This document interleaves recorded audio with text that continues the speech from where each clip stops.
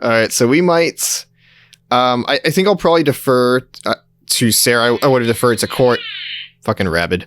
I would have deferred to Corey also if he was here, since he's played it. Since it is kind of tied, but I wanted to pose a topic to everyone here. How in-depth do content warnings need to be for games, or I guess like even media in general? Like, how much of a warning do they need? So when I pose this question on Twitter, and I can pull up the poll answers. So to me, there's three kind of options for it. A being a general statement that says that there's material that players may find triggering. B, specifically stating what material occurs. So if there is a suicide scene, specifically say a suicide happens on screen, or it's inferred, or anything like that. Or option C, where it is option A, but it allows for like maybe like a drop down menu that shows you option B.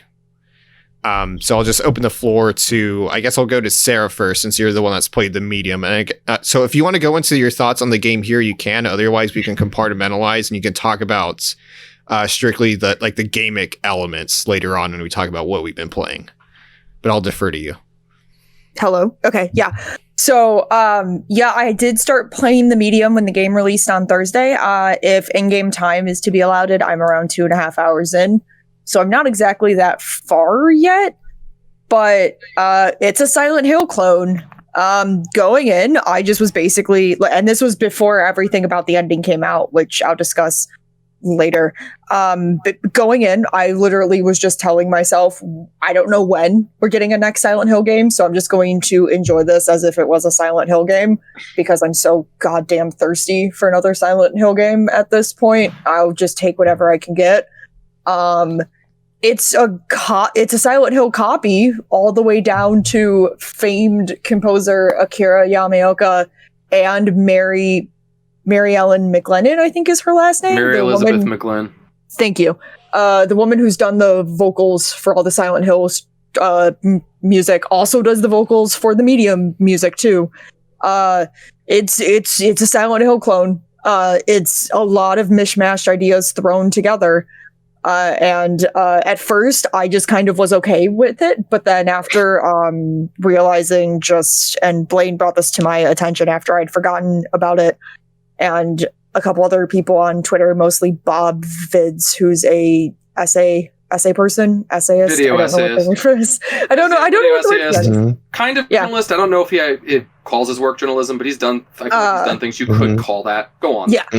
But he made a video a while ago, actually, when the medium was first revealed, that shows just how much, I don't want to say anything if anyone from that team is listening, but I don't care, just how plagiaristic Bluebird team is with a lot of their projects, with almost all of their projects. And once I remembered that video and continued playing the medium, I went from thinking this is a Silent Hill clone to 100%. This is literally them just wanting to make a Silent Hill game and changing everything that would have made it a Silent Hill game. Are there specific elements that kind of make the differentiation between pastiche or homage, where it's just basically a carbon copy? Are there specific elements that stand out to you that kind of push that gap? There's a spirit world in place of what could have just been Silent Hill. Like, I feel like they could have just named the spirit world Silent Hill and named the medium Silent Hill, and no one could have been able to tell a difference. I don't want to sound like No, go ahead. I don't want to sound like I'm trying to squash the conversation, but do you think it would be better if we go just more back into the content warning conversation, since that's what started? I was actually back at the game when we talk about what we're playing. Yeah, I was actually leading into that a tiny bit, because as if what Blaine was saying, I don't remember Silent Hill having content warnings. Maybe they did, and I just didn't pay attention. I would also say that's just a product of the time. Yeah, because Resident Evil had the crazy this game is very violent, and it's no shit. Well, I mean, that actually plays right into what I was going to say about this. So did you want to go on, Sarah? Or so really quick, I sent it to Jose, and we were talking about this a couple days ago.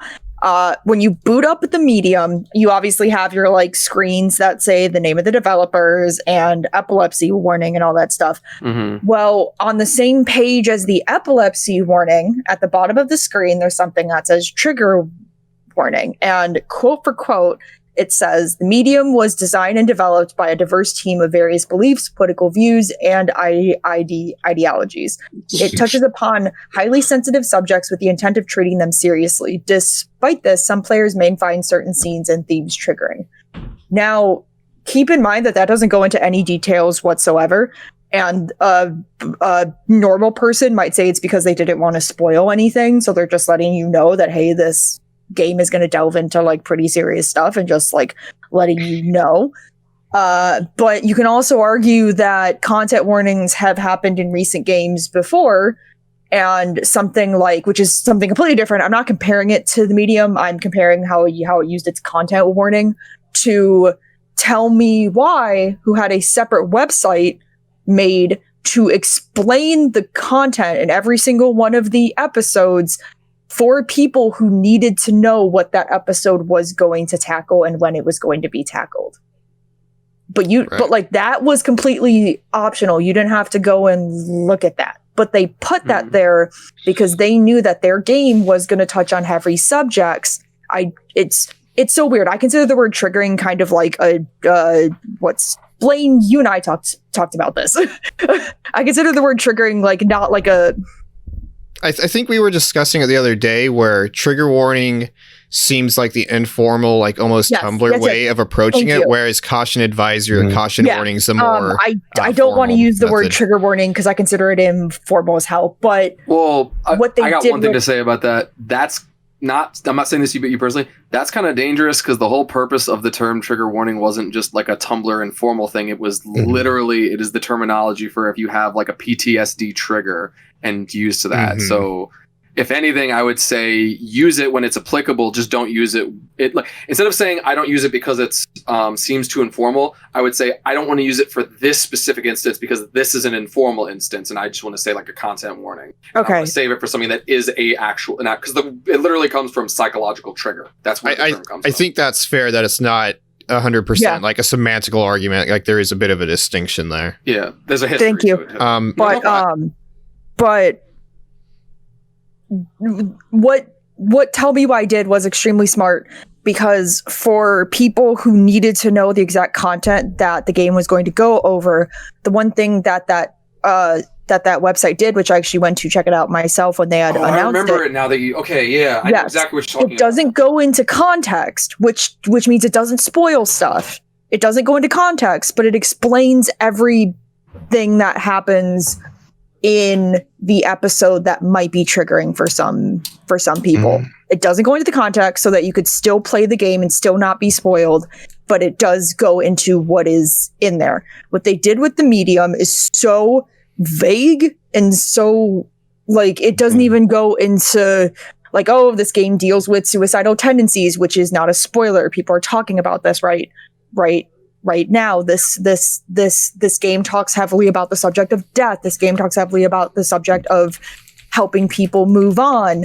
Like it's so vague that even when I read that, when it showed up on the screen, my reaction was like, I thought they were just copying off of Silent Hill and what Resident Evil did back in the 90s. I was about to say, it sounds like that kind of, at the time, valid, maybe now not as good idea of what like a content or trigger. Because that was also, if I remember correctly, stuff like those warnings were more specifically for the fact, I guess, because they didn't want an AO. So they had to be like, oh, warning, this isn't covering their legal bases or whatever. Exactly. So before reading about what the game covers, I thought of that as just, oh, this is them trying to be like an old school horror game, but like make it modern day why would they put the whole this game was made by people with different ideologies and different beliefs in the same sentence as this game has triggering content in it? I thought that was kind of weird. I kind of want to preface this with I think obviously you guys know what my position is. So when I did put the poll out with options A, B, and C, mine was obviously C. I think every game should have that warning with the option to see what it is, without necessarily Why does? Basically, but not without the additional website. I want it baked into the game. Like, hey, if you want to see this drop-down menu, press this button. There you go. But on the same token, I went into Doki Doki Literature Club completely blind. I saw the content warning, and I would say this actually goes towards your argument, Sarah, where a general content warning does not properly prepare you for what might actually be in there.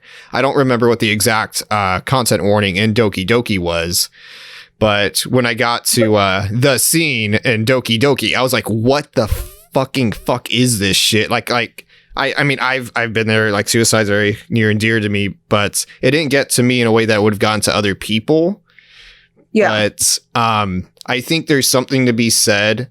If someone knows that they can handle such material, I think it'd be preferable for people to go in with the maximum impact of surprise. But that being said, it kind of does go back to my original point of that information needs to be made available for people that do require this. And I want it baked in game, not on a separate website.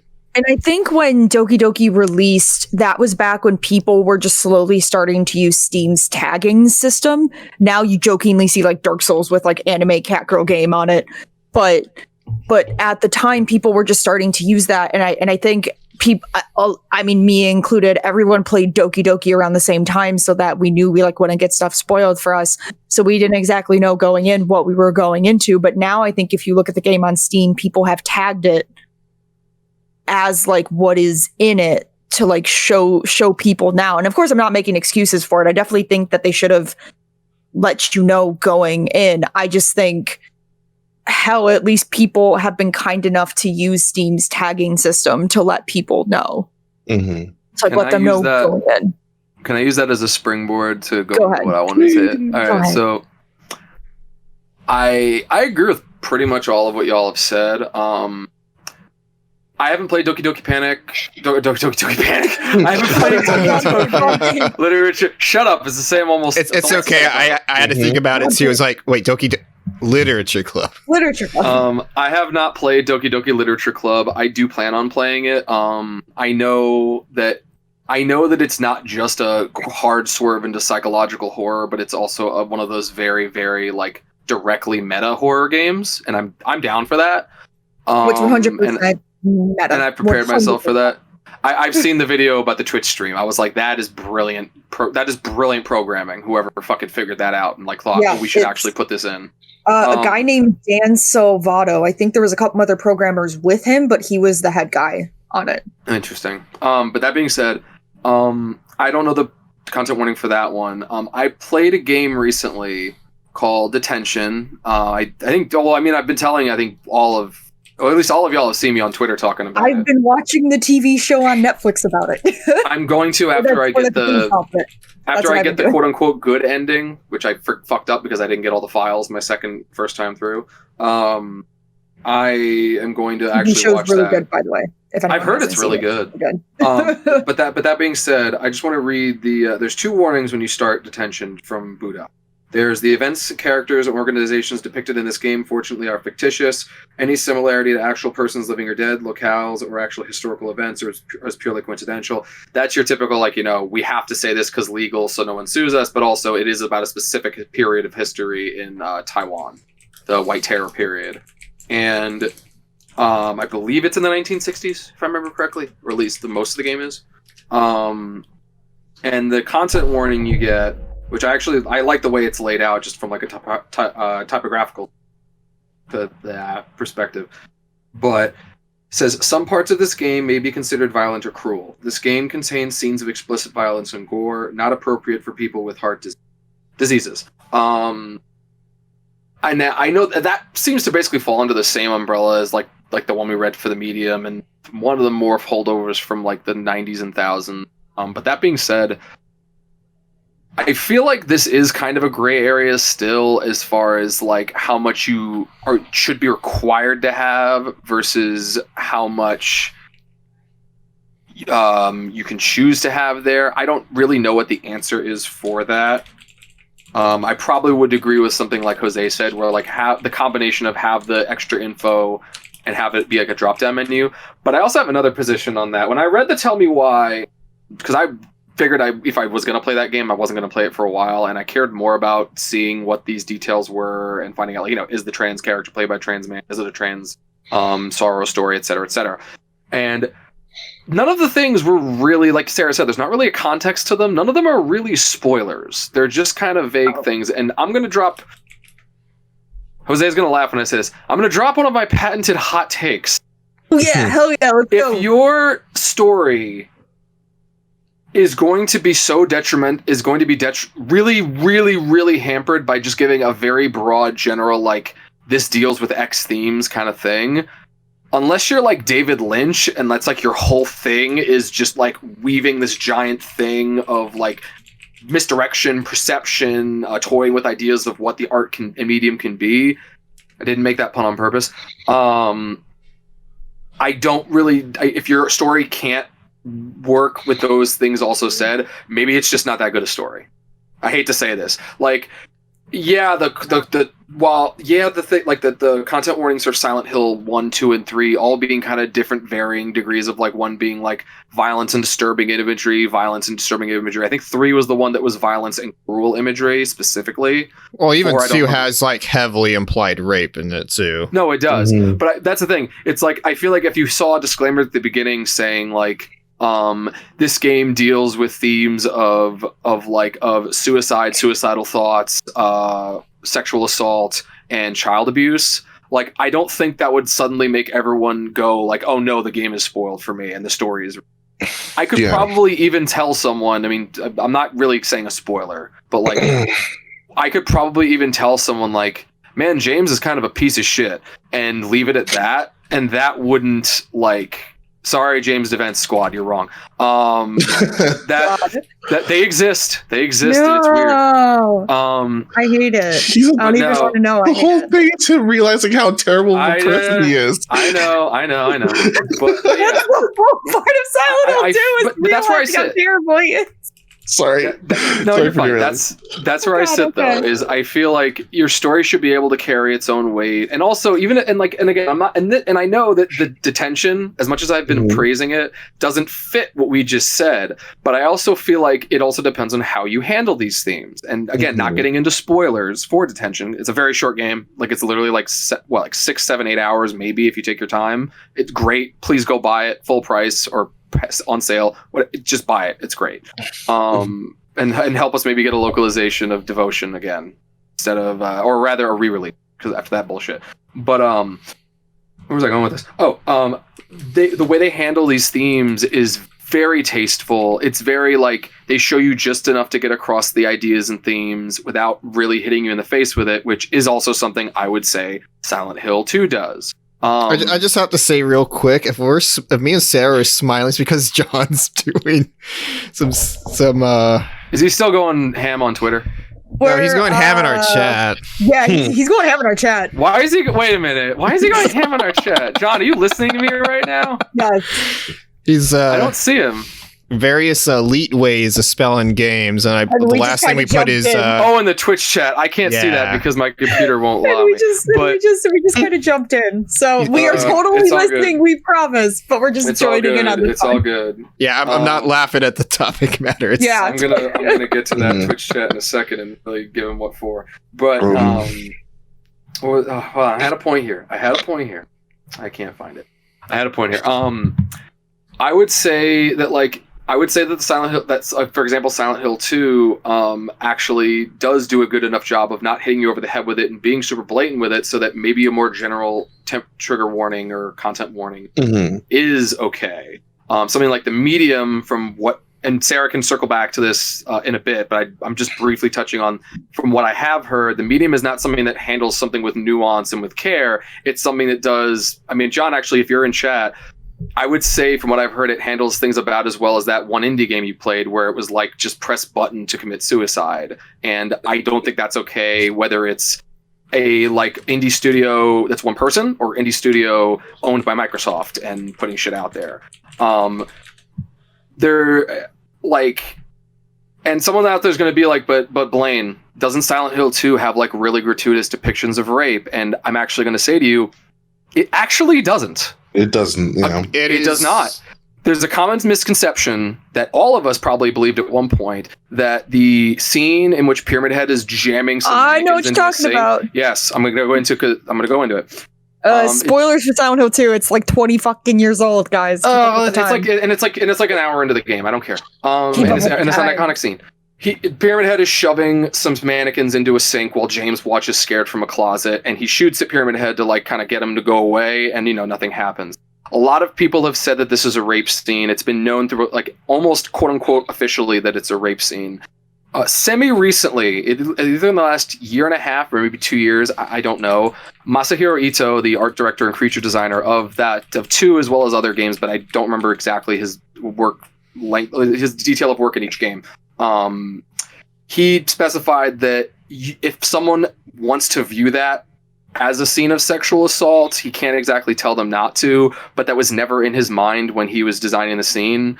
From what I remember of his, because some of it maybe I had to use Google Translate, and some of it also just no shade on the man, just he was speaking in a little bit of broken English. But he was saying how if anything, it seemed more like Pyramid Head was trying to get rid of all the bad thoughts and get them out. That Pyramid Head's like less of a punisher in that scene and more of like a cleaner.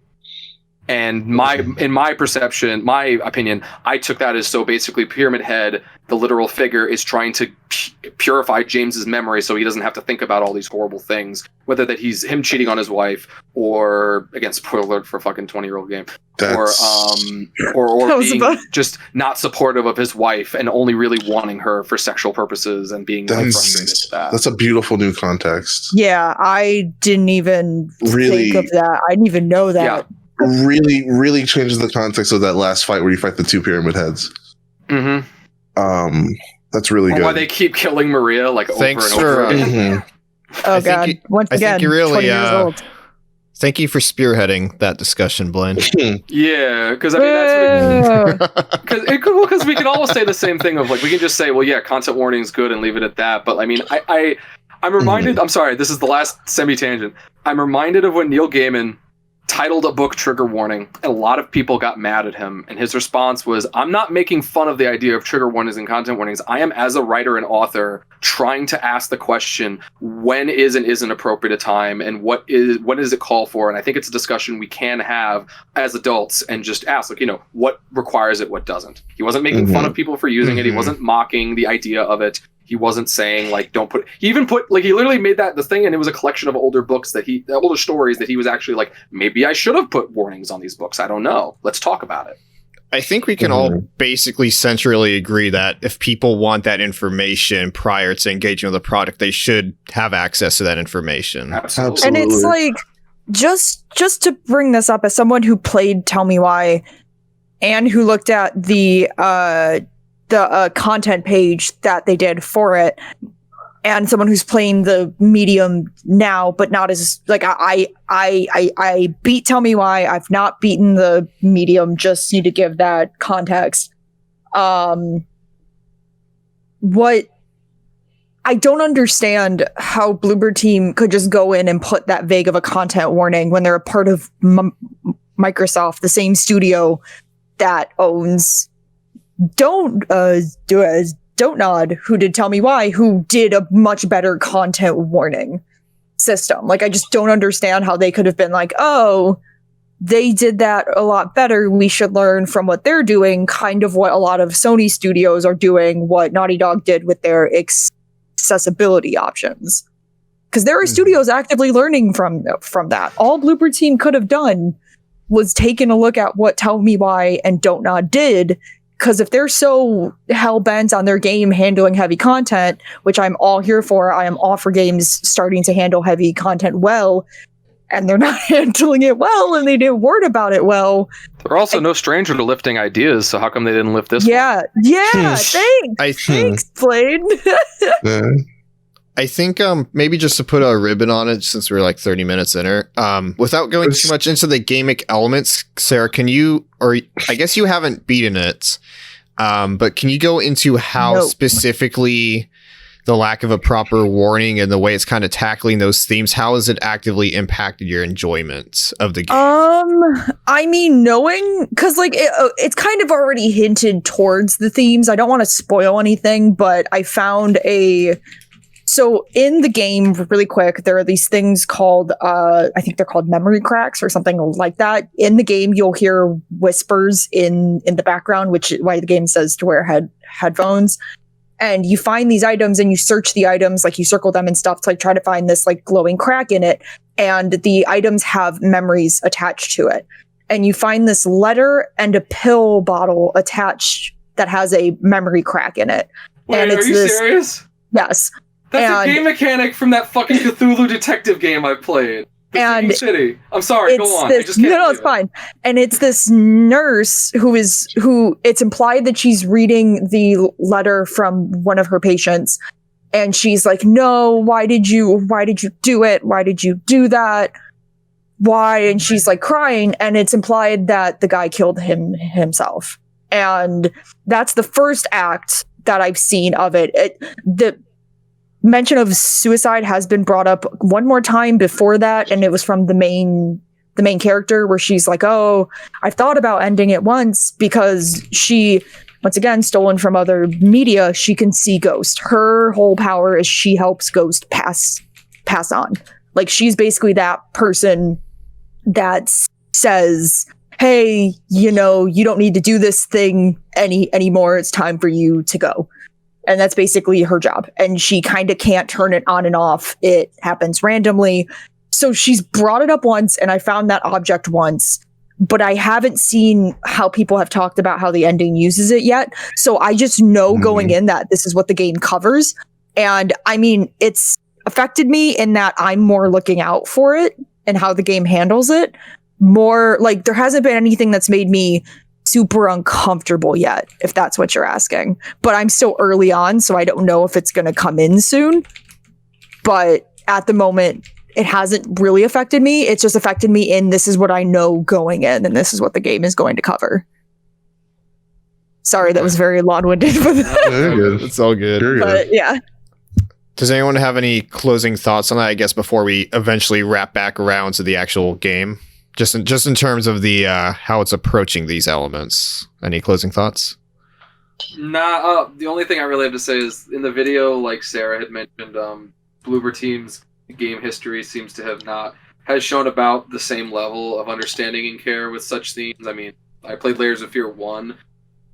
I finished that game really not knowing how I felt about it because it was very clearly trying to do like a commentary on paranoid schizophrenia, but it also did it in a way that was like seemed very sensationalist, and I don't know, I left with bad feelings. And after hearing what Sarah has said about like what she's experienced so far and what other people have said about the whole game, I am definitely looking back on that with like, that was probably even grosser than I really thought, just because also I'm not someone who deals with a mental disorder such as like paranoid schizophrenia with hallucinations. So say really quick. Actually, now I think about it, so you had brought up Don't Nod as a proper example within the greater Microsoft umbrella that Bloober could have taken note from. Microsoft also owns, is it Ninja Theory or Ninja? Yes. Oh my God. Yes. They have Hellblade. Hellblade is like so centrally about like is totally in that wheelhouse. At my camera, looking directly at every single fucking person that works at Bloober Team. What the fuck? You could have easily contacted Ninja Team. I'm sorry. Because companies do shit like that all the time, like who are owned by the same parent company. And it's like Microsoft is funding them specifically for this reason. They're funding Project Mara, and they're funding their like separate production about looking into how games can handle mental health and like mental illness in people. You could have easily just fucking emailed them. You both work for Microsoft now. God, I'm done. I'm going. Bye. Require actual work and not just doing a. I'm angry. I think that's good. We're mad online about video games, people. Oh shit. I'm angry.